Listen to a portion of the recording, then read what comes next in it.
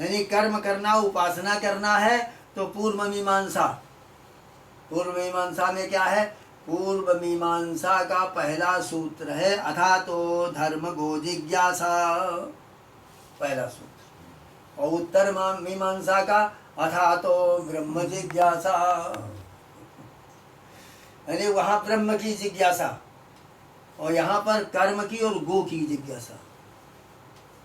यानी यहाँ कर्म करो और गोभक्त भी रहो, लेकिन गो शब्द यहाँ पर इंद्रियों का वाचक। इन इंद्रियों के द्वारा कर्म करो। कर्म से कर्मणैव संसिद्धि मासुतो जनकादयः, जनकादिक भी इसी कर्म के द्वारा ही उस सिद्धि को प्राप्त किया है। इसलिए कर्मणैव संसिद्धि, कर्म से ही सिद्धि प्राप्त होती है, इसलिए कर्म करो। ये पूर्व मीमांसा। और उत्तर मीमांसा कहती है अथा तो ब्रह्म जिज्ञासा अथानंतरम साधन चतुष्टय कृतानंतरम ब्रह्म जिज्ञासा कर्तव्य। अब इसके बाद 4 प्रकार के जब साधन हम कर चुके हैं, मोक्ष की इच्छा है हमारे अंदर, और नित्य वस्तु क्या है, अनित्य वस्तु क्या है, इसका हमको विवेक हो गया है, तो हमको ब्रह्म की प्राप्ति करने की जिज्ञासा करनी चाहिए। तो कहते हैं मनन में न्याय और वैशेषिक तथा निधिध्यासन में सांख्य और योग दर्शन का कार्य समाप्त हो जाता है। निधिध्यासन करने में सांख्य शास्त्र जो बतला रहा है और योग शास्त्र जो बतला रहा है कि योगश्चित्त वृत्ति निरोधा, तो ये दोनों समाप्त हो जाते हैं निधिध्यासन करने में। और श्रवण सुनना और श्रवण करना और मनन करना, इसमें जितने हमने जीवन भर कर्म किए हैं, अच्छे कर्म किए हैं, यज्ञ जायजाद किया है, दान पुण्य किया, तीर्थाटन किया है, इनसे उत्पन्न जो फल होता है वो इसमें ही भस्म हो जाता है। और निधिध्यासन करने से सांख्य शास्त्र जो बतला रहा है कि प्रकृतिम पुरुषम विद्धि, प्रकृति ईश्वर है और दूसरा परमात्मा नहीं है, प्रकृति से सब जायमान पैदा होते हैं। जैसे गोबर में गधे का मूत्र डाल दो, ढक दीजिए तो हजारों बिच्छू पैदा हो जाएगा गले आपको। इसी प्रकार से ये तो जीव जो है इस प्रकार से पैदा हो जाते हैं। तो ये पूर्व मीमांसा है। तो इस प्रकार कृतकृत्य हो जाने के कारण, फिर अपना कोई प्रयोजन न रहने के कारण शास्त्र यद्यपि उस महापुरुष से निवृत्त हो जाता है, तथापि अपने पूर्वाभ्यास के कारण उससे कर्म और उपासना स्वभावता होते ही रहते हैं। अगर हम कितने ही कर्म से रहित हो जाएं, लेकिन हमको कर्म करते ही रहना पड़ेगा। नहीं कश्चित् क्षणमपि जातु तिष्ठत्य कर्मकृत, एक क्षण भी ये जीव बिना कर्म किए रह नहीं सकता। शारीरिक कर्म करेगा, मन से कर्म करेगा, वाणी से कर्म करेगा, आंखों से कर्म करेगा, कान से भी कर्म करेगा, छूटेगा नहीं। एक सेठ जी का बालक था, तो एक दिन वो बाहर दतुअन कर रहा था, कुल्ला कर रहा था, बाहर बैठा था, तो देखा एक ऊंट में रुई लदी हुई चली जा रही। तो दूसरा ऊंट दिखाई दिया, फिर तीसरा ऊंट हुआ, फिर चौथा ऊंट हुआ, तो इस तरह से 100 ऊंट आ गए। 100 ऊंट में रुई चली जा रही है। फिर इसके बाद देखा और 100 ऊंट आ गए, फिर शाम तक 1000 ऊंट हो गए और रात हो गई। वो बैठे देखता रहा, पागल हो गया। कहता है कौन धुनेगा, कौन काटेगा और कौन बुनेगा, और पागल हो गया। अब पागल हो गया तो उसको उसकी दवा करने के लिए डॉक्टर बुलाए गए, नाड़ी देखते हैं, सब देखते हैं। उन्होंने कहा साइकोलॉजिकल जो इसके प्रभाव पड़ा है, इसकी भी दवा की जाए। तमाम दवा कर डाला, वो अच्छा न हुआ। बड़े बड़े वैद्य पंडितों को बुलाया गया, ये राहु खराब है, ये शुक्र खराब है, बुध देख रहा है, ये हो रहा महाराज, इसके लिए ये अनुष्ठान किया जाए। इस तरह से 10 अनुष्ठान हो गए, लेकिन उस पर कोई प्रभाव नहीं, कोई प्रभाव नहीं पड़ा। 1000 ऊंट की चिंता। अब बड़ा मुश्किल हो गया। बहुत से जादू टोना करने वाले और झाड़ फूंक करने वालों को बुलाया गया। ये सब लोग आने जाने लग गए। लाखों रुपया उसके ऊपर खर्च हो गया। वो पागल बना, न खाता है, न पीता है, न सोता है, न उठता है, न जाता है। कौन कहे सुनेगा, कौन बुनेगा, कौन काटेगा, बस यही चिल्ला रहा। लोग जानते नहीं है क्या कह रहा। इतने में एक बहुत अच्छा सदगुरु उसे प्राप्त हुआ। वो आया, कहा महाराज हमारा विश्वास है, हमें आप थोड़ी देर के लिए इस बालक को दे दीजिए और ये स्वस्थ हो जाएगा, हम ऐसा मंत्र पढ़ेंगे। कहने बहुत लोग हार गए, हम तुम ही एक रह गए हैं मांत्रिक। अच्छा तुम्हारी इच्छा है, तुम ही करके देख लो। तो उससे पूछा अकेले में, बेटा क्या बात है, कौन धुनेगा, कौन काटेगा और कौन बुनेगा? उसने कहा कि उसमें तो आग लग गई, वो तो उसी समय जल गई सर। वो तो अच्छा हो गया, इतने कह देने से वो अच्छा हो गया, स्वस्थ हो गया। बस जल गई, कहीं कुछ नहीं बचा, सब जलकर भस्म हो गया। कौन धुनेगा, कौन काटेगा, कौन बुनेगा? कहन बेटा वो तो जल आग लग गई तो सब भस्म हो गया, अब आगे क्या किया? इस प्रकार के जो तथ्य हैं,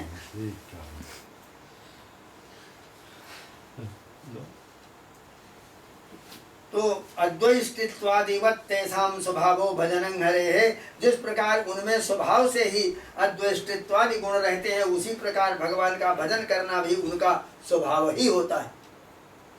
यानी भगवान का भजन करना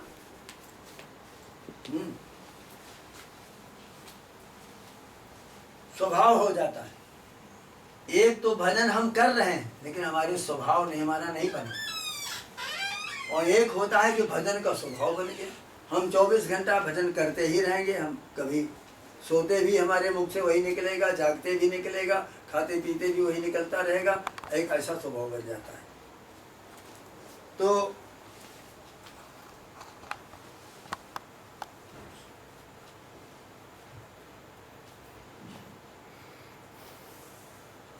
भक्ति तो भेद में होती है, तत्वज्ञों की अभेद दृष्टि रहा करती। यानी भक्ति जो है वो भेद जहाँ है वहाँ भक्ति होती है, यह एक शब्द है यहाँ। और अभेद दृष्टि तत्वज्ञों की होती। तत्वज्ञ जो है सब में अभेद देखते हैं। तो विभेद भाव माहृत्य, अर्थात वे भेद भाव का अध्याहार करके भगवान का भजन करते हैं। इस प्रकार काल्पनिक भेद सब प्रकार मंगलमय ही है। इसी से कहा गया है कि द्वैतम मोहाय बोधात् प्राक् प्राप्ते बोधे मनीषया। यानी द्वैत तभी तक मोहजनक होता है, ये संसार जो दिखाई दे रहा है ये तभी तक हमको मोह में डुबो सकता है जब तक हमको ज्ञान नहीं है। लेकिन ज्ञानाग्निदग्ध कर्माणम तमाहु पंडितम बुधाः, जो ज्ञान रूपी अग्नि में कर्मजन्य फलों को जो आहुति दे देता है वही पंडित। जब तक ज्ञान नहीं होता, जिस समय विचार के द्वारा बोध की प्राप्ति हो जाती है, उस समय तो भक्ति के लिए कल्पना किया हुआ द्वैत अद्वैत की भी अपेक्षा बड़ा सुंदर होता है। यदि पारमार्थिक अद्वैत बुद्धि रहते हुए भजन के लिए द्वैत बुद्धि रखी जाए तो ऐसी भक्ति तो सैकड़ों मुक्तियों से भी बढ़कर है। भाष्यकार भगवान श्री शंकराचार्य जी की भक्ति भी ऐसी ही थी। इसी से वे कहते हैं, सत्यपि भेदापगमे नाथो तवाहम नमामकीनस्त्वं समुद्रो हि तरंगः क्वचन समुद्रो न तारंगः। हे नाथ, यद्यपि आपका और मेरा भेद नहीं है, शंकराचार्य जी की उक्ति है, वो कह रहे हे नाथ, यद्यपि आपका और हमारा कोई भेद नहीं है, तथापि मैं आपका ही हूँ, आप मेरे नहीं हैं। सोचिए क्या बढ़िया बात आ गई आप। मैं आपका हूँ, क्योंकि तरंग ही समुद्र का होता है।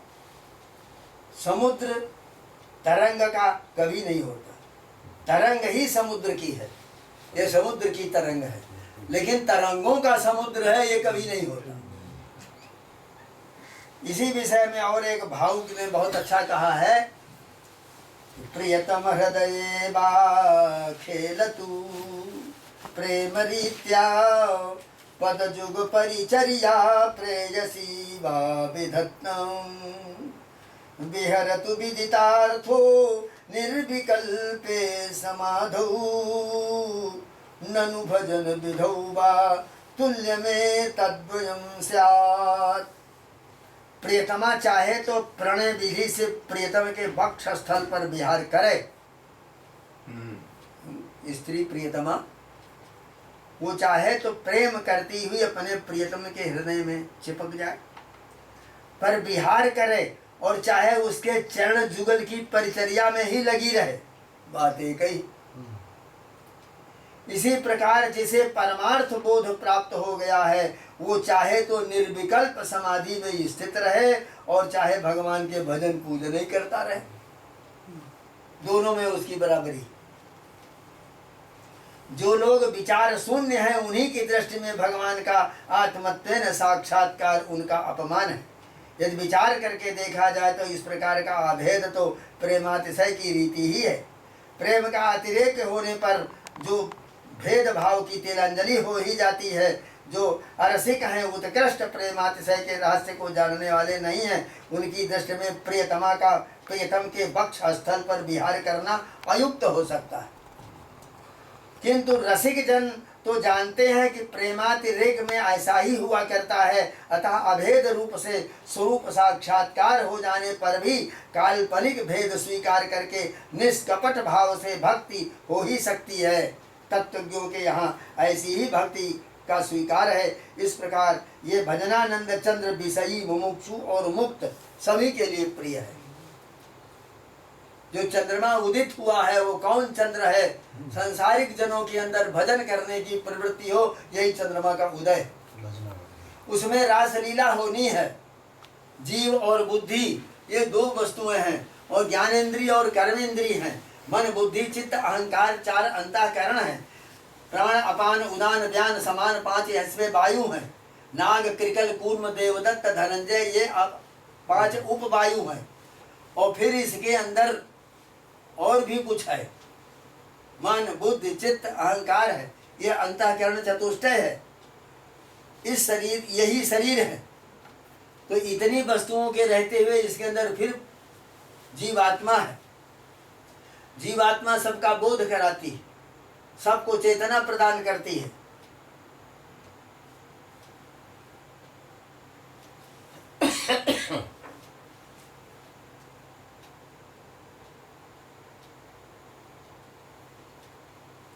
तो बताते हैं कि भजनानंद रूपी जब चंद्रमा इसमें उदित होता है तो ये कर्मेंद्रियां असन मार्ग में न जाकर के सन्मार्ग की ओर जाती हैं। सन्मार्ग में इनको ले जाने वाला कौन होता है? बुद्धि होती है।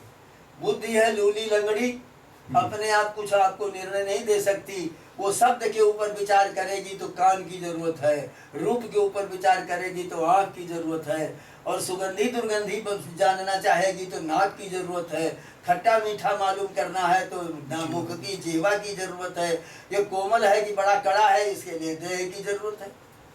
तो ये पांच ज्ञानेंद्रिय कर्म जो होते हैं इनके बिना ये पांच इंद्रियाएं ये अपने जो सूचना भीतर भेजती हैं, बुद्धि उसके ऊपर विचार करती है। तो ये भजनानंद रूपी चंद्रमा जो है वो किस प्रकार का है, इसका यहाँ विवेचन कर रहे हैं कि दीर्घ दर्शनः दीर्घम अनौपबाध्यम दर्शनम जस, जिसका दर्शन ज्ञान किसी से बाधित नहीं होता। जो ज्ञान भ्रमात्मक होता है वो तो ज्ञानांतर से बाधित हो जाता है। भ्रमात्मक ज्ञान शुद्ध ज्ञान मिलने से बाधित हो जाता है, किंतु भजनानंद जो चंद्र है वो ज्ञानांतर से बाधित होने वाला नहीं है। ये ज्ञानांतरा बाध्य भजनानंद चंद्र चरसणियों के शोक का मार्जन करता हुआ प्राग भवा तमो व्याप्ता बुद्धि के सत्वात्मक प्रधान भाग को अनुरागात्मक कुमकुम से लेपन करता हुआ उदित हुआ। क्या भाव, क्या बात। यानी भजनानंद चंद्रमा जो है वो चरसणी जो है चरगति भक्षण शीला नाम वृंदारण्यम प्रति अभिसरण शीला नाम, वहां से निकल करके और वृंदारण्य की तरफ जा रही हैं, वो गोपांगनाएं चरसणी हैं। तो वो जो चरसणी हैं उनके शोक का मार्जन करता हुआ भजनानंद रूपी जो चंद्रमा है जब भीतर आपके पैदा हो जाएगा तो जितनी चरसणियां हैं अर्थात बुद्धि के साथ लगी हुई जो जितनी इंद्रिय वृत्तियां हैं हैं? ये इंद्रिय वृत्तियां उस समय पर संतुष्ट हो जाएंगी। इनके अंदर जो तम व्याप्त है वो बुद्धि के सत्वात्मक प्रधान भाग को अनुरागात्मक करके, वो भगवान है क्या? पूर्णानुराग रससार सरोवर समुद्भूत कमल।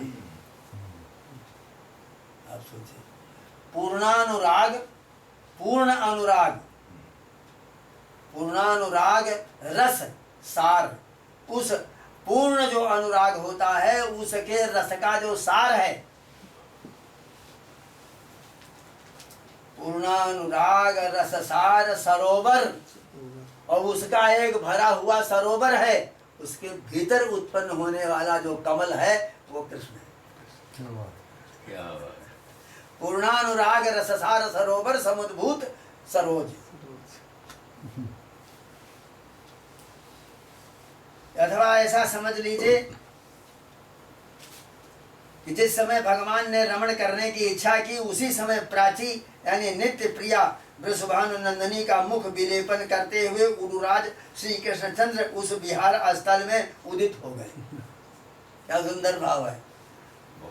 यानी जिस समय रमण करने की इच्छा किया उसी समय वृषभानु नंदनी का मुख विलेपन करते हुए उड़ुराज चंद्रमा उदय हुआ, अर्थात भगवान कृष्ण उस विहार स्थल में उदित हो गए, प्रकट हो गए। यहाँ उड़ुराज शब्द में उपमालंकार है, अर्थात श्री कृष्ण चंद्र रूपी चंद्र जो कि चंद्रमा के समान चंद्रमा है, वे प्रियतमा श्री राधिका जी का मुख विलिंपन करते हुए उस विहार स्थल में इसी प्रकार प्रकट हुए जैसे चंद्रमा प्राची दिशा को अनुरंजित करते हुए उदित होते हैं। उड़ुराज जिस प्रकार प्राची दिशा के मुख यानी प्रधान भाग को करों किरणों से अनुरंजित करते हैं, उसी प्रकार यहाँ कीड़ा भूमि में भगवान श्री कृष्ण चंद्र कर कमलों में ली हुई होलिका रोलिका होली के गुलाल से श्री राधिका जी का मुखमंडल अनुरंजित कर रहे हैं। क्या भाव। जिस प्रकार उदयकालीन चंद्रमा उदय राग से प्राची दिशा और समस्त आकाश को अरुण कर देता है, उसी प्रकार भगवान कृष्ण ने प्रकट होकर अपने संतम कर अर्थात मंगलमय कर व्यापारों से समस्त प्रजांगनाओं के मुखमंडल को अरुण कर दिया। यहाँ संतमय ही कर ही भगवान के समस्त मंगलमय अंगों का उपलक्षण है। वे अंग मंगलमय है, मंगल कारक भी है। आनंद मात्र कर पाद मुखोदरादि नमो विज्ञान रूपाय परमानंद मूर्तये सच्चिदानंद रूपाय कृष्णाया कृष्ण कारिणे। इस प्रकार का ये भाव बड़ा ही अद्भुत है।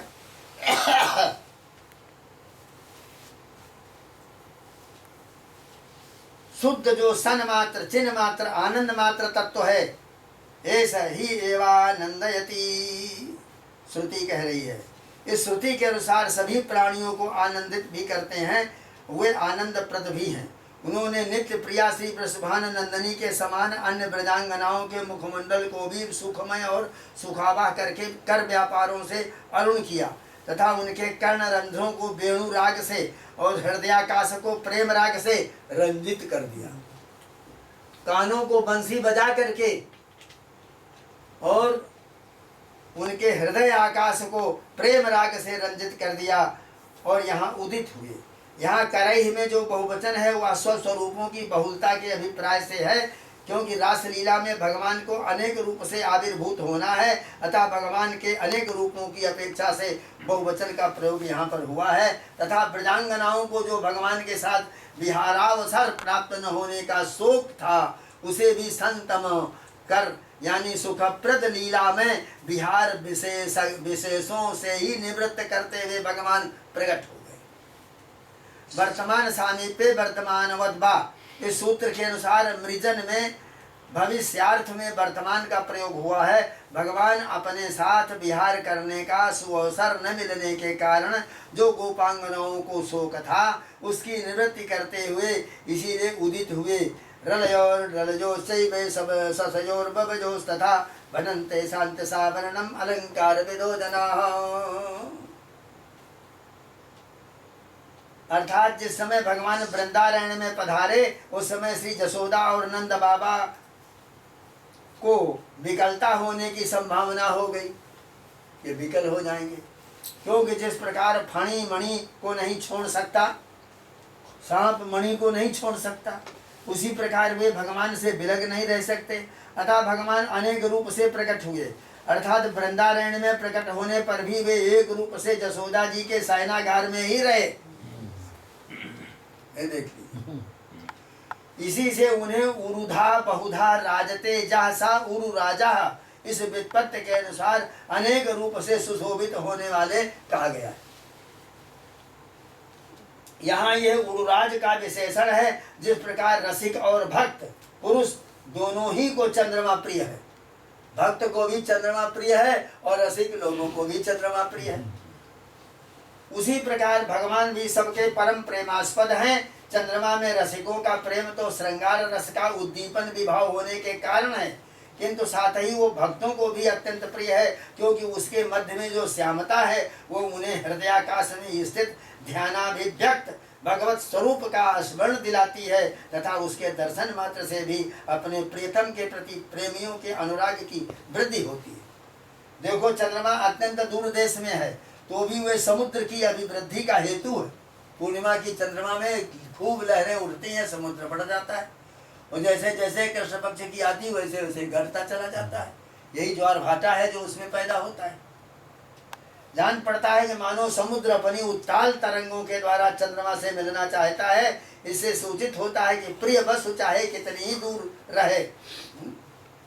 तो कहा है कि सूर्य रहते हैं कहाँ पर और कमल कहाँ पर है, लेकिन उदित होते ही वो खिल उठता है। प्रिय वस्तु चाहे जितनी दूर हो, किंतु प्रेमी को उसके प्रति अनुराग की वृद्धि होती है।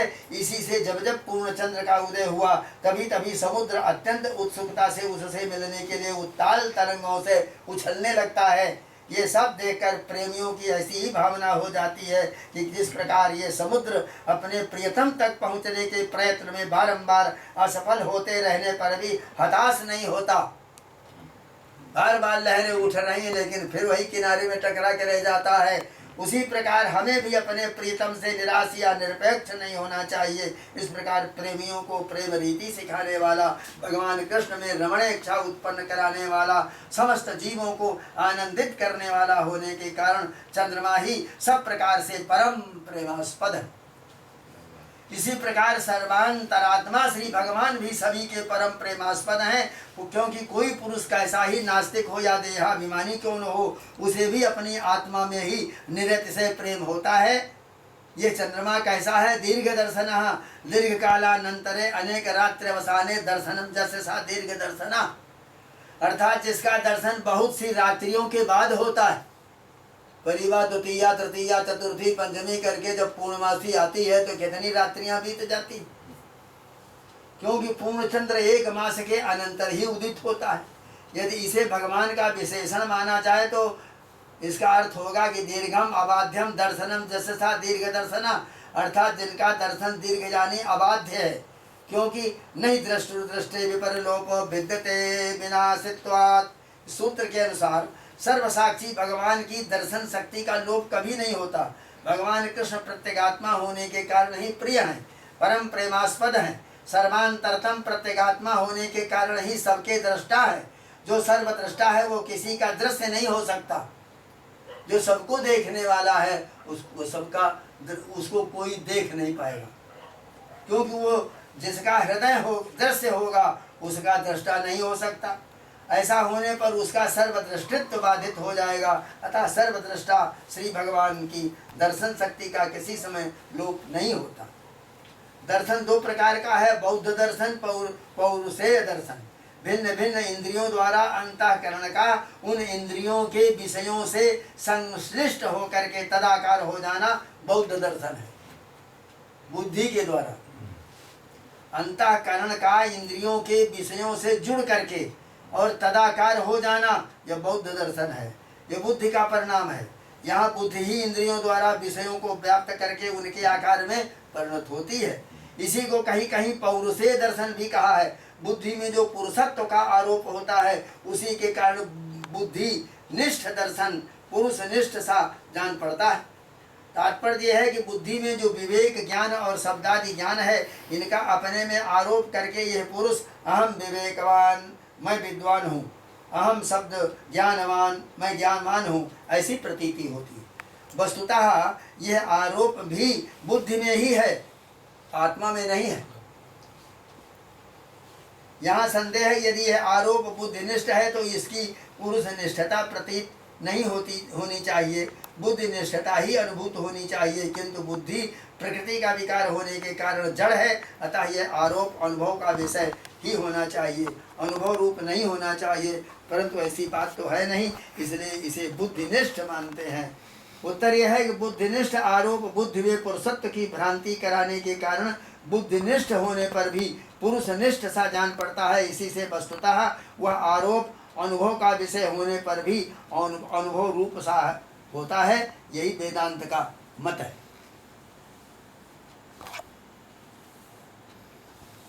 सिद्धांतता यह निश्चय होता है कि बोध ही पौरुषेय बोध सा प्रतीत होता है। बुद्धि का ये बोध ही मालूम होता है पौरुषेय है। पौरुषेय बोध बुद्धि बोध से भिन्न नहीं है। इसी से कहा है एकमेव दर्शनम ख्यातिरेव दर्शनम, तत्तदाकार वृत्ति ही ख्याति कही गई है। व्युत्थान अवस्था में पुरुष ख्यात्याकार हो जाता है। वृत्ति सारूप्यम इतरत्र, वृत्तियां शांत घोर और मूढ़ भेद से तीन प्रकार की होती है। एक है वृत्ति शांत, एक है घोर और एक है मूढ़। व्युत्थानावस्था में पुरुष भी शांत होता है, घोर और मूढ़ रूप हो जाता है। वास्तव में इस बौद्ध बोध से व्यतिरिक्त पुरुष का स्वभाव भूत चैतन्य ही पौरुषेय दर्शन है। यदि बौद्ध बोध को ही पुरुष का स्वभाव माना जाए तो समाधि अवस्था में समस्त चित्त वृत्तियों का निरोध हो जाने पर पुरुष का क्या स्वभाव रहता है।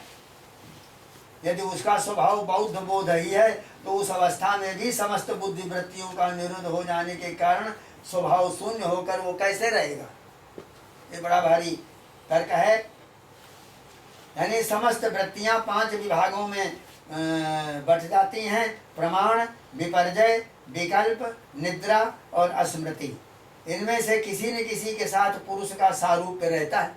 इन 5 में ये पुरुष जो जीवात्मा है ये किसी एक के साथ रहती है, चाहे प्रमाण के साथ रहे, चाहे विपर्जय उल्टा, अथवा विकल्प या निद्रा और स्मरण शक्ति, इन्हीं के साथ वो वृत्ति रहती है। इनमें से किसी न किसी के साथ पुरुष का सारूप्य रहता है। जिस प्रकार अग्नि दाहकत्व प्रकाशकत्व शून्य नहीं रहता, उसी प्रकार पुरुष जो है शांत घोर या मूढ़ वृत्तियों से शून्य कभी नहीं रहता।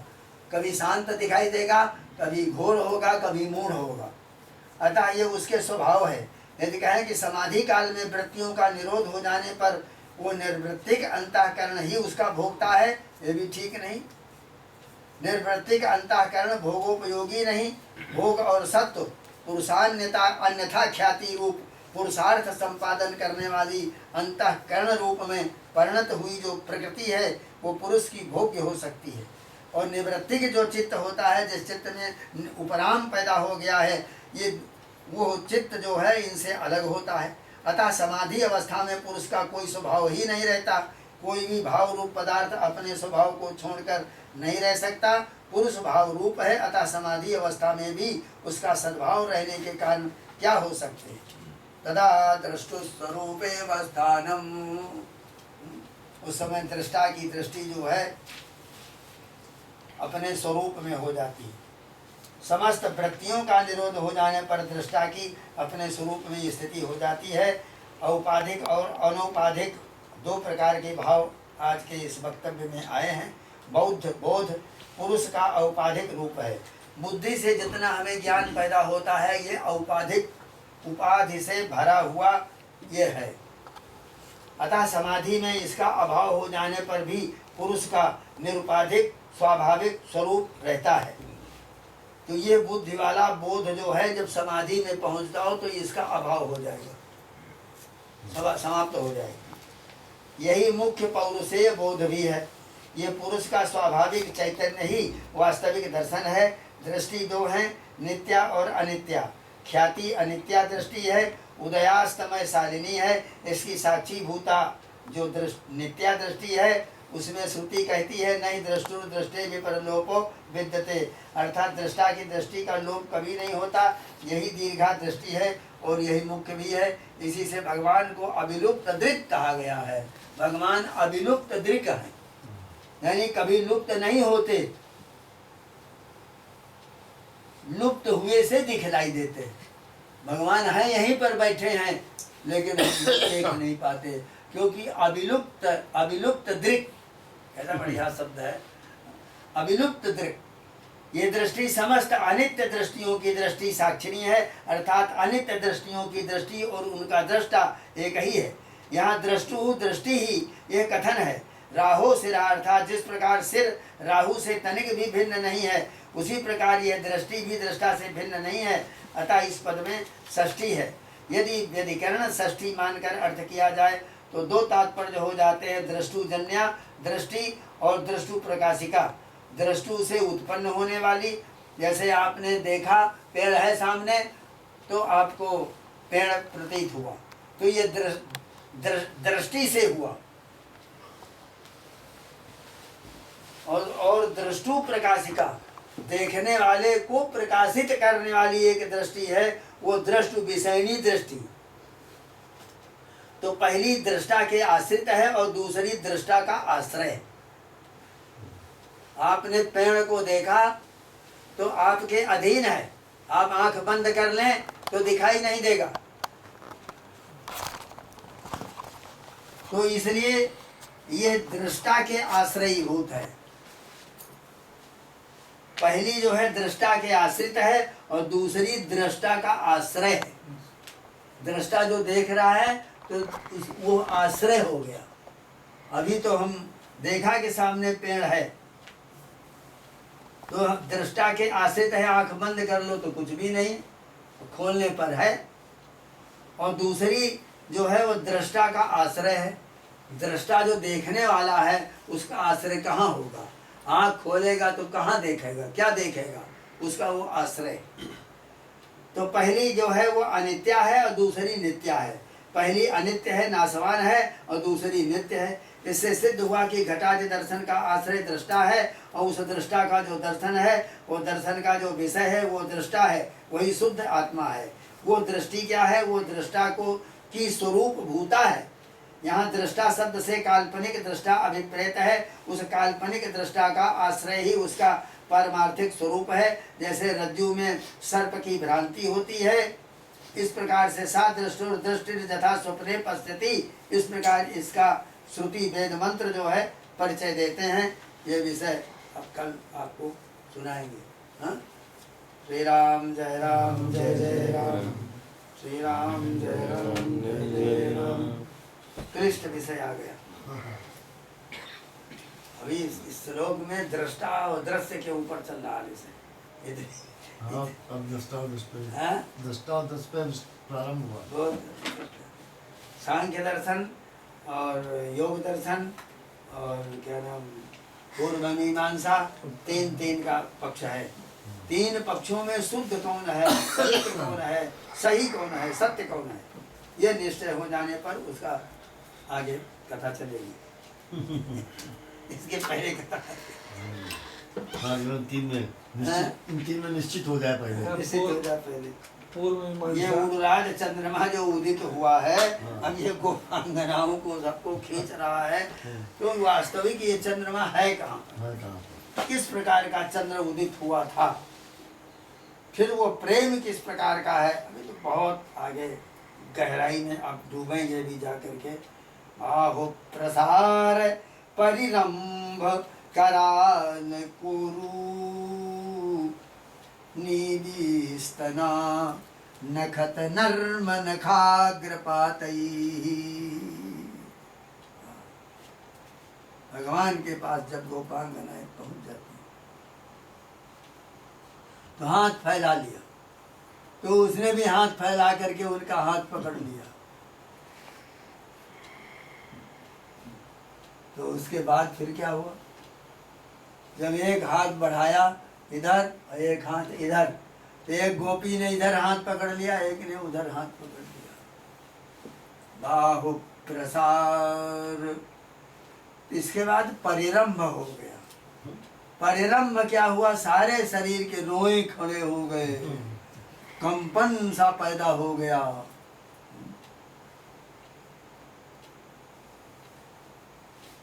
तो भगवान ने अपने नख से उनके हाथ में यूं संस्पर्श किया, मुख में से कर दिया, हाथ में कर दिया, स्तनों में भी कर दिया।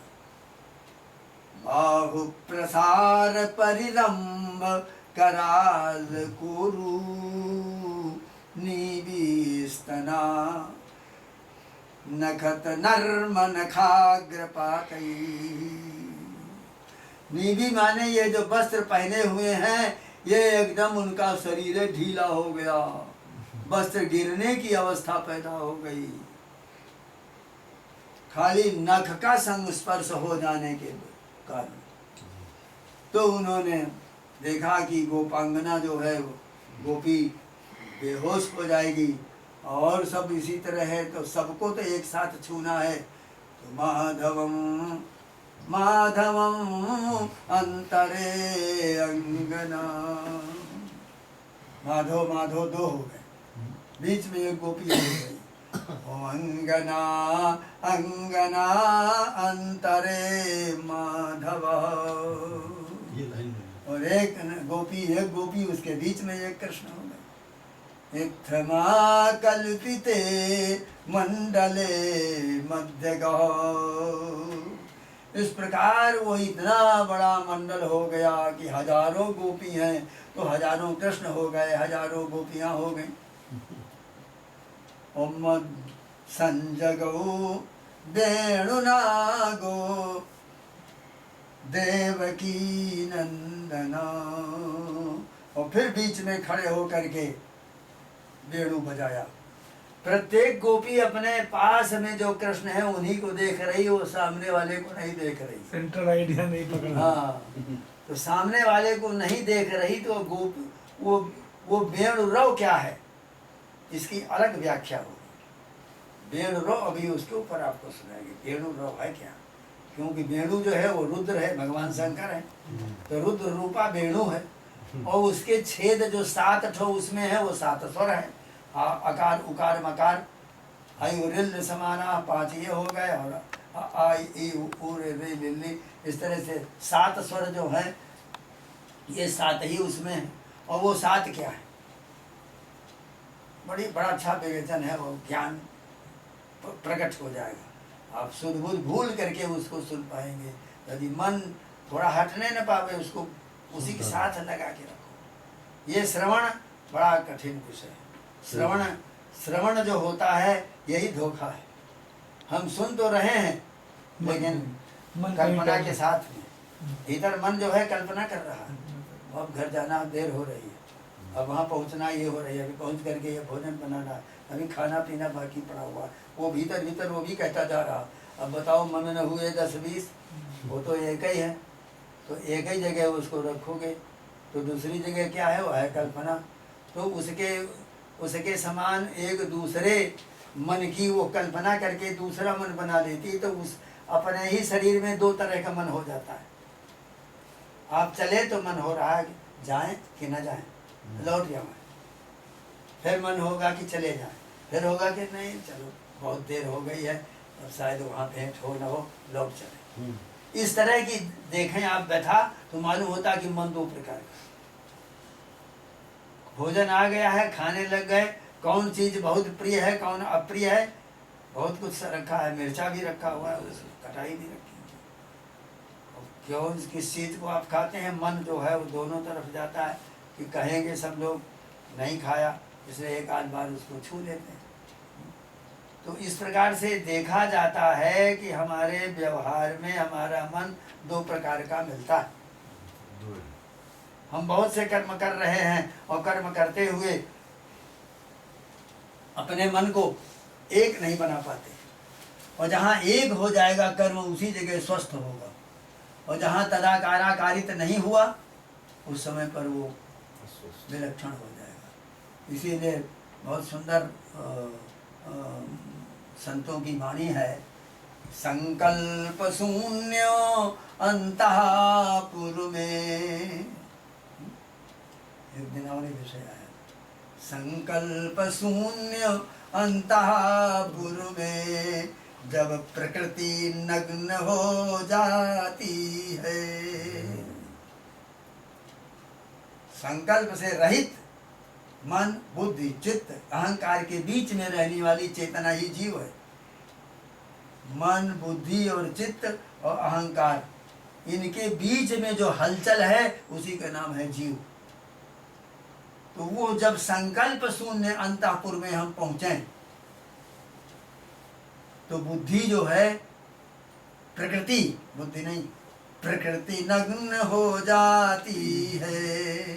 तो प्रकृति क्या है? भूमिरापो नलो वायु, भूमि आप जल, वायु अग्नि आकाश, और खम मनो बुद्धि रेवचो, मन और बुद्धि और आकाश, और अहंकार। यह अहंकार सबों में बाधक है। ये 8 प्रकार की प्रकृति जब नग्न हो जाती है, यानी इसके ऊपर जितने आवरण हैं वो हट जाते हैं, आनंद वहां पर रमण करे। उस समय पर वो आनंद घन चैतन्य जो है, चैतन्य जो चेतना है वो छोटी नहीं है, वो आनंद घन है। इसलिए भगवान को की भी उपमा है सच्चिदानंद रस सार सरोवर समुद्भूत सरोज। पूर्णानुराग रस सार सरोवर समुद्भूत सरोज कृष्ण है। और यहाँ कहते हैं वेदांती लोग कि नहीं, सच्चिदानंद का जो रस है, उस रस का जो सार है, उस सार का जो सरोवर है, उसमें जो कमल के रूप में प्रकट हुए हैं वो सरोज। सच्चिदानंद रस सार सरोवर समुद्भूत सरोज।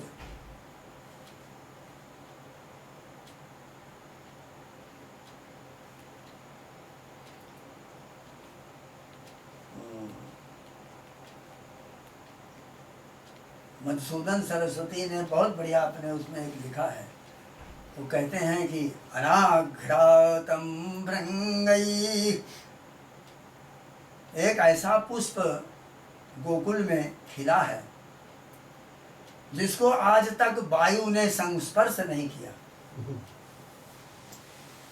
भंवरे भी गए हैं लेकिन सुगंधी, इतनी सुगंधी है उसमें, उस पुष्प में, उस कमल में, कि भंवरे भी अनाघ्रातम भृंगई, भृंगों ने उसको सूंघा नहीं, वायु ने संस्पर्श नहीं किया, और जल ने उसको नहलाया नहीं अभी तक, अग्नि ने उसे तपाया नहीं, आकाश ने उसे उठाल करके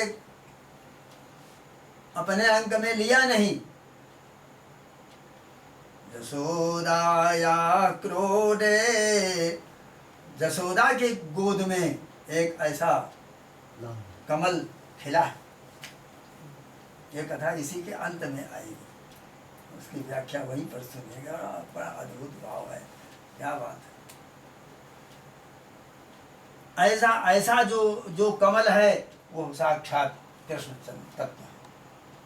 फिर राधा तत्व की वही व्याख्या है, वो राधिका क्या है।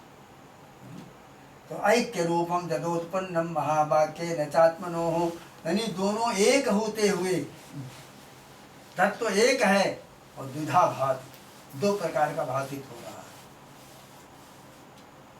तो ब्रह्म सत्यम जगन मिथ्या, संसार मिथ्या है और सत्य जो है वो ब्रह्म ही है। तो ब्रह्म है क्या? तदाकाराकारित ब्रह्म है, तत् आकार से आकारित, अर्थात ब्रह्म का जो हमें दिखलाई पड़ रहा है यही आकार ब्रह्म का है। इसलिए गोस्वामी जी कहते हैं श्री राम में सब जग जानी करो प्रणाम। ऐसा भाव है, श्री राम जय राम जय जय राम। भागवत है, इसे कोई खेल नहीं है, साधारण अवस्था का विषय नहीं है। ये बहुत विचार की विद्यावतां भागवते परीक्षा विद्याओं में भागवत एक परीक्षा ग्रंथ परीक्षा है। देते हैं। हाँ, बापू परीक्षा परीक्षा। भागवत जो है परीक्षा है दोनों करते हैं।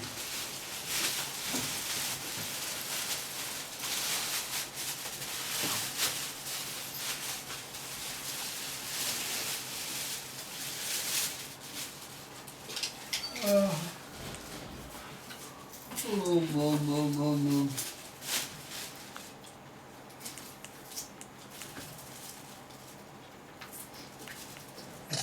ये साहब रूपी वत्स के साहब रूपी वत्स की जो है ये जो है आप जैसी गौ पिला करके हम लोग दूध पान मिल रहा है। हम लोगों का मतलब ये बछड़ा ना होता तो गाय बनाते नहीं, हम लोग दूध कहाँ से मिलता। है नहीं, गीता में है कि सर्वोपनिषदों का सब जितने उपनिषद हैं